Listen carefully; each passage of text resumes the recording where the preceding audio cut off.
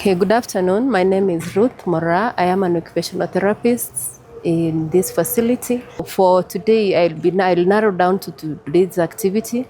As some of us might not be aware, but occupational therapist, one of our treatment modalities is use of occupations, and the occupation that we are using today was an activity of daily living, that is cookery. We are carrying out a cookery activity for today, and we had patients from selected wards because we have quite some shortage in staff. So the activity is such a bulk activity, and if I was to group it, cookery activity can be an activity of daily living because it's an activity that we do day to day to survive. Like everybody needs to get some food to have a living. So it's something that is quite inevitable in a normal setup of a community. So in this case, then, most of us, or most people, both male and female, will need these skills so that they're able to get or put some food on the table. As you might be all aware, when our patients get admitted, some of the problems or some of the complaints that we receive or the allegations is these clients keep wandering away from place A to B. He doesn't remember time to eat, or when he eats, he gets too much to eat. So there's something that is really a problem with the client, and sure enough, there is a problem, and that is what occupational therapists work on.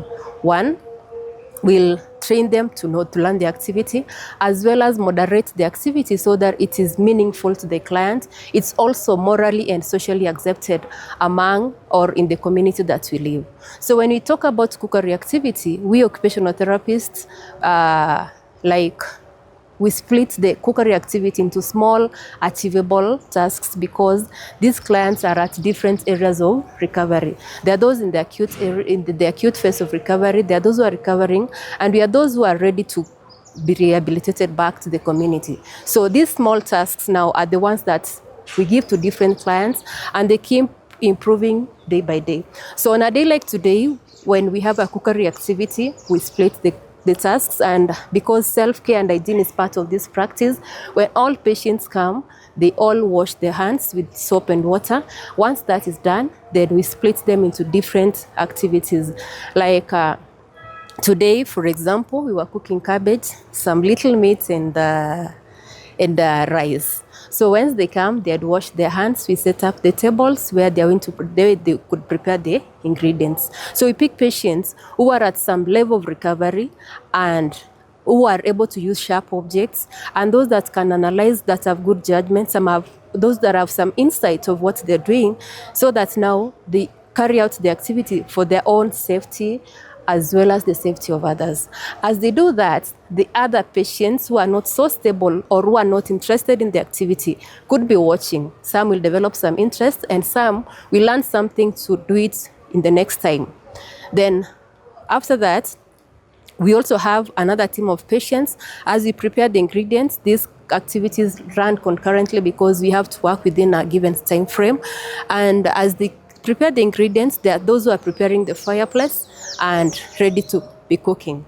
Most of the times, as we select them by their interest, like you don't force a client to do what he doesn't really want to do, unless this is a patient who is not interested in anything, and you want to really orient this patient to a given activity so that now he can have some meaning, or he can develop some interest, so that at the end of the day, she or he is able to perform this activity. Once we have prepared the ingredients, the other team is also preparing the fireplace and cooking.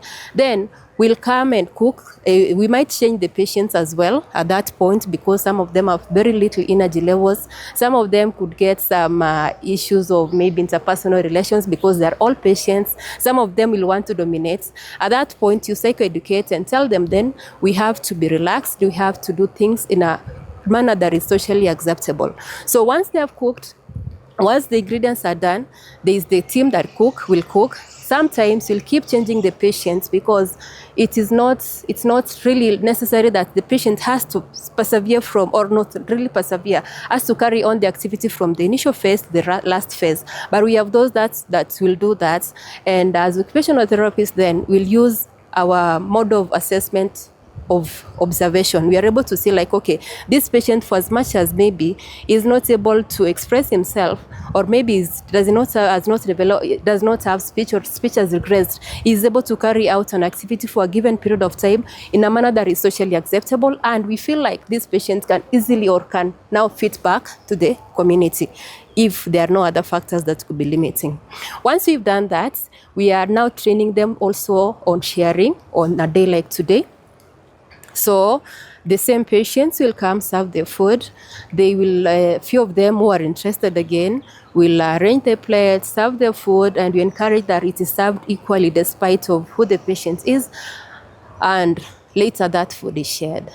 Like I said, cookery is an activity that is both an activity of daily living, but it's also an activity that can be a productive activity, that can be a money generating activity.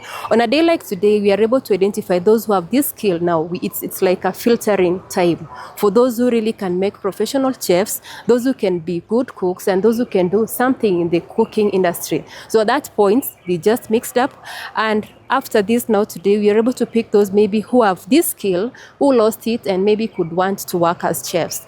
Then we get into more details of them. Then they're later trained to be professional chefs in a more consolidated form, or rather in a manner that is more organized, depending on really what they really want to prepare or what they want to specialize in. Because we are spiritual beings, there's a part that patients have to pray for the food depending on their faith. We really don't care, or it doesn't matter which denomination this patient comes from. A volunteer speak randomly, or by somebody who wants to prays for the food.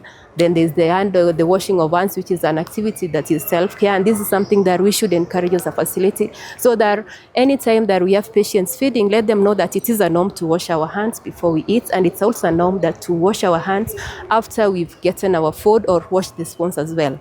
And occupational therapy is not about somebody doing for you something, it's about being independent in what you do. So after we are done eating, each patient is encouraged to wash his own plates, as well as the other utensils that we might have used in the cookery activity. So once they have done that, they wash the utensils, keep them till we have it next time. Then as a group, then we sit down, we do some little group therapy where we educate them on the need for occupational performance, so that when they go home, people or the community sees them or identifies with them because they are productive in the community. They're not people who are always dependent on people to cook for them. They're not a burden to the community. So in that way, they are kind of more embraced in the community than when they're dependent on their family members or their caregivers to cook for them and provide for them food. Some of them go as far as scavenging for food out there, because simply they cannot cook. We also break the myth of or the culture that cooking is always done by the females, because in occupational therapy, in fact, as much as the ladies are really participating, we find that even the gentlemen are really participating, something that is quite encouraging and that should be encouraged out there, so that our men don't go hungry just because their sisters, their wives and mothers are not in the community to cook for them. My name is Gabriel. I'm an occupational therapist, and I've worked in this hospital for the last 12 years. Currently, I'm working in Ward 5 male and 6 male. So the Department of Occupational Therapy helps the patients to regain the skills that they may have lost due to mental illness. As we are aware, mental illness disarranges somebody's way of life, socially, in terms of skills, and if they're under a profession, they also tend to lose the skills to perform that profession. So the purpose of this department is to work together with other members of multidisciplinary team, that is psychiatrists, nurses, social workers, psychologists, so that we can restore the patient to their functions. And occupational therapists, intervene after the psychiatrist has treated the patient to a level that they do not have psychotic features like hallucinations and all that. So at such a time, the occupational therapist goes and selects those patients who are a bit stable mentally, and then they involve them in activities that imitate actual work that they do at home. Think of somebody who was a teacher. We have activities that simulate the work of teaching. Somebody who is a housewife, the work is to take care of the children, prepare meals, wash clothes. We reintroduce them to those skills so that when they go back home, they will be in a position to at least perform in the way they used to perform before. And it's all about reclaiming the skills and the competencies that have been lost or have deteriorated as a result of being sick mentally. So like on this particular day, Friday, it was a day for cooking. And, it is an important activity in the sense that cooking is central to everybody. At least no one in life who can stay the entire life without interacting with the sufurias, with the cups and all that, cleaning. And therefore, that's the role we play in the hospital, actually to restore functions, skills, and make patients ready to resume their normal duties in the society, whether somebody is a driver, a cook, a student, a police officer, name any other work. Our part is to prepare them so that as they leave the hospital, they can be ready to engage in those activities they have been engaging before. For that, I really thank you and look forward to seeing you again. Thank you.